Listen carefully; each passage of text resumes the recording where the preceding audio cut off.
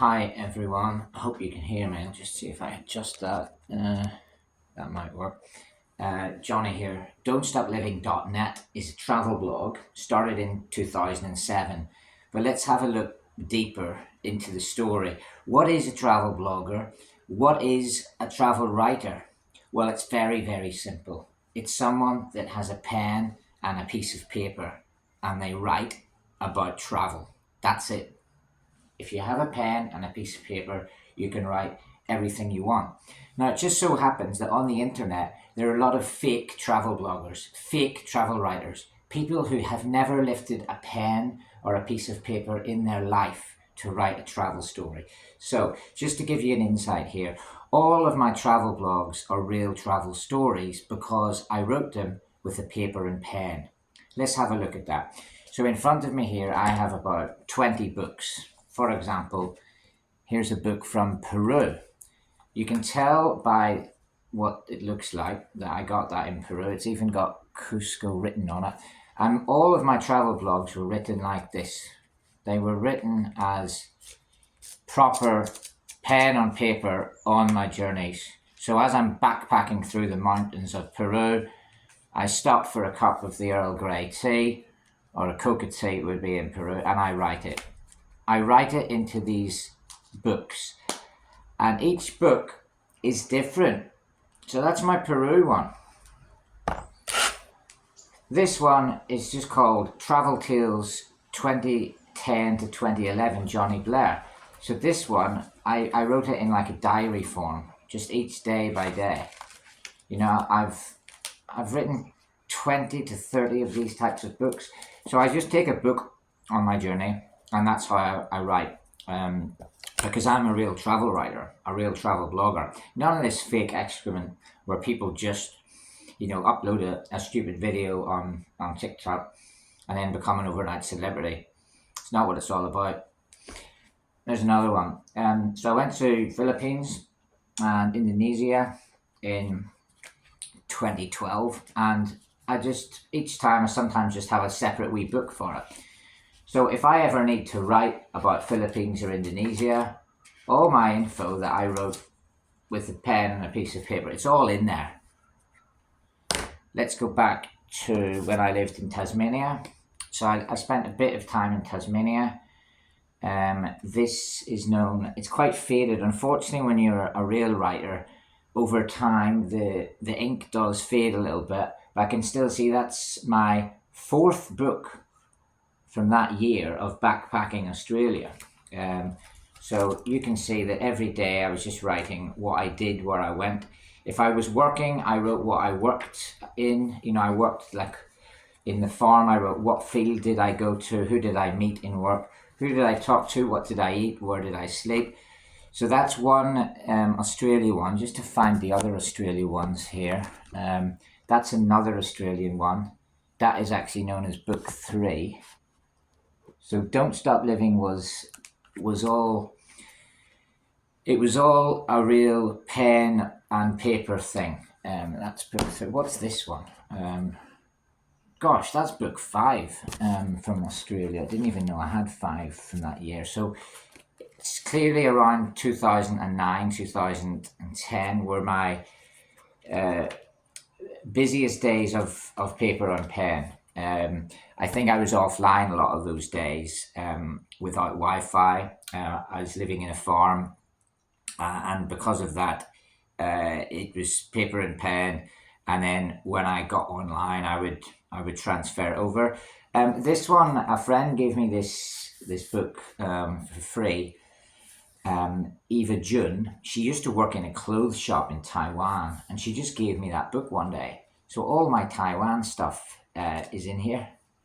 That's my whole story of backpacking Taiwan, and I put that in the book. I've even got the price of things I bought. Gosh, I don't even know what those are for, and I got some information on Taiwan food, what I ate, where I went. So that's another one. Uruguay, big travel ambition of mine. So when I got to Uruguay in 2010, I obviously bought a 1930 Uruguay World Cup book, and I bought that so that I could put all my Uruguay. I actually ended up writing Uruguay, Paraguay, Argentina, and Brazil, I think, all in the same book. Yeah, I've got, and Bolivia's in there too. So that book's quite good. That's like almost like my South America one that started off in Uruguay. Another one here, that's a map of the Hong Kong metro. So this one tracks my early days when I first moved to Hong Kong. So you can see that I've got all like June 2011. So that was my next step, was to be in Hong Kong. And the truth is that all the stuff that we write as genuine travel writers with paper and pen is the feelings of emotion at that time. What happened then, 2011? If I take this book now and I go on my laptop and I have to type that up into a travel blog story, it changes, because I then have to retrospectively consider it, and I have to look back and say, well, I've written here, I had a cup of tea, but when I put it on there, I might put as I was having a cup of tea, because I have to tell it as a narrative. Some of this is in note form. That's the thing. When you're that busy backpacking, you don't always have time to write it as a genuinely interesting, like, story book. It's more like a at the time event, like a diary. And here's three examples actually, of when I did it in diary form. Some of my Australia stuff just went into a diary. It was like day by day. And I've even put people's birthdays in there, watch the World Cup, etc. So that's Australia. There's one where I was going from Australia to Antarctica, so I got this cold book, but obviously there's no polar bears in Antarctica, so it's a bit of fake news. But I used that as my diary. Before Antarctica, I was about to say there's a third one. The third one is from Hong Kong. I worked in a primary school teaching there, and a kindergarten, and they gave me that book in 2013, just when the travel blog was taking off. So I used that as my early notes, as a diary then. One of my biggest travel stories is the Antarctica one. So there's my actual Antarctica logbook. This is very detailed. I wrote exactly where I was every day in Antarctica. I wrote exactly what I saw, exact times, what I ate, who I met, who I spoke to, specific moments that, at dinner, I spoke to Nikki, who works at Port Lockroy. We had mussels for starter, aubergine soup, lamb shanks, and she does 4 months a year working in a hut. Like stories like that. Princess Philip in 1957 visited. It is not a UK listed building, but it's a historic monument under the Antarctic Treaty. Things like that are just put in, and that's my Antarctica logbook, which is really good because it's actually got some information about what Antarctica is like as well. It's not just my writing. There's already stuff in there about birds and different archipelagos and different parts. There's Aicho Islands, Aicho. So that's the Antarctica one, and just a few other random ones. Don't even know what that is. Oh, Botswana. There we go. So that's an African one. Sort of hidden cover. You wouldn't have known. That's some of my African stuff in there. And it also says on the back, "We are going to see the King, the Beatles. I get by with a little help from my friends." See, I put quotes in as well because it reminds me of what songs maybe were on at that time. This is a cool one. This is a really condensed early travel notebook that I used. I remember doing this. This was sort of Chile, Bolivia, Peru, Ecuador, Colombia, Venezuela, all bunged in there. So that's like the second part of my first South America trip. I used this a lot to write. That small little book that fits in my hand, right? That has probably created about 30 chapters for my printed books and about 300 blog posts just from that small book. That's incredible, because the amount of memories that I have in there, I could, every day I could write 5 stories about just a normal day backpacking. You write about where you slept, what did you eat, who did you meet, some random curious fact, and then the typical ones, top 5 sites, top 5 restaurants, top 5 bars, top 8 places to do a piss. um, this one was given to me by my dad in 2009, and I don't know, he was doing some work with must have been with the British Council in Northern Ireland, or he'd met them. And I like that one because it's actually Global Passport Notebook. This was one of the inspirations to do all that, physical writing. So those are all my physical books. I just thought I'd show them in a video today, because a lot of people get confused about what a travel writer is and what a travel blogger is.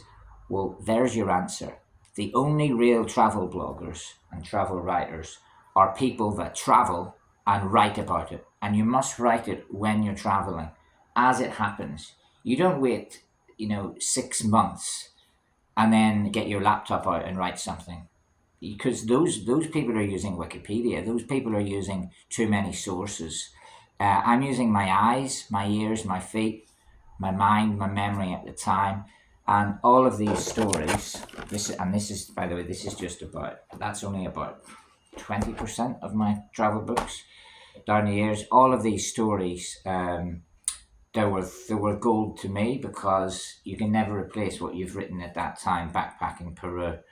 And they have formed the basis of Don't Stop Living. And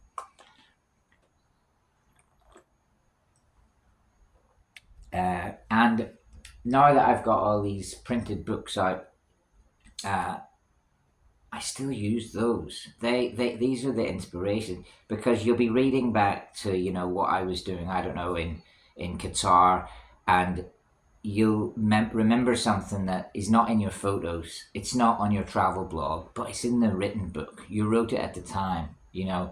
Like I remember backpacking, in London, and the day that I went to see the the Oasis, the street from What's the Story, Morning Glory. It was around the same time where my mate had a play out in London, and the music that's in your head at that time. Millwall, Neil, and I went to a jazz night, down in Oxford Street, Oxford Circus, and those are the things that are written here, but you might have forgotten the exact time, the exact date. You might have forgotten what music exactly it was, and that's why they're useful. So if anyone wants to be a travel writer or travel blogger, the most important thing to do is get yourself a pen and paper, but preferably this type of notebook, and just write them as you go. It fits in a pocket. Do you know what I mean? Fits in any pocket, and it's brilliant. You'll never be more inspired by the pen and paper than you will by a travel blog. Of course, take loads of photos and videos as well to accompany it, so you got a bit of backup to show you what you did. But that's the dream. Keep her lit. Don't stop living.